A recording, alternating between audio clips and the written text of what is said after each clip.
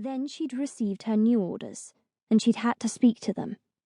They were the only ones who might understand her emotional tug-of-war. She'd foregone a letter, choosing instead to ring them up with the news, spilling her confusion and doubts over the wires. Graham had listened to her calmly before handing the phone to Prue, who urged her to come home for a long-delayed visit. They needed to talk with her, about her mother. Anna had hung up the receiver with shaking hands and arranged for leave to travel up to London. Now, a week later, she was finally home, though home seemed sadly changed. She shifted the heavy weight of her valise off her shoulder to relieve the growing ache of stiff muscles as a trickle of sweat ran down her spine. The day was warm, and it had been months since she had walked so far. But she'd not the fare for a cab even if one could be found. Besides, she couldn't very well complain at being passed over for a posting due to her injuries, and then wilt at a bit of effort. There would be effort, and more if she returned to the front. No, not if. When. When she returned to the front. There was no if about it. She had not become a VAD to sit safely in Blighty making tea and playing cards while others risked their lives. She passed the church and the greengrocer's, rounded the corner, her steps hastening as shattered glass crunched under her boots. Her hands slid clammy on the leather strap of her bag, and her damp skin itched beneath the heavy wool of her uniform.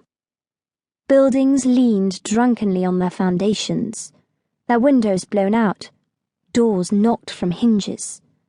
A jagged gap like a missing tooth was all that was left of the butcher's shop. The pub looked comfortingly unscathed until she approached. Then she noticed a tumbled slide of bricks and shingles where the roof had collapsed. A gleam of brass railing poked up through fallen plaster and splintered beams. A pint glass stood half-filled on a table in a corner. A dot stuck dead center in the dartboard still hanging on the back wall. 10 paces. 20. The damage greater, the houses tumbled and spilled like a child's toppled building blocks. Smoke hung low like a morning fog across the Thames. A few firemen replaced their hoses upon a truck. A policeman unrolled a coil of rope across the pavement where a set of marble steps led to... nothing.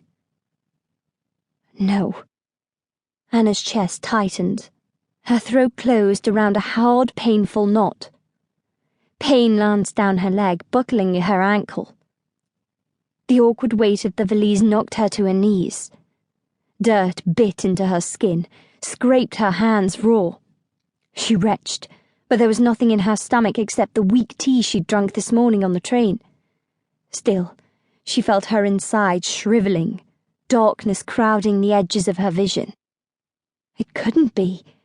There was some mistake. She was having another nightmare. She would open her eyes to see curtains at the windows and geraniums on the stoop.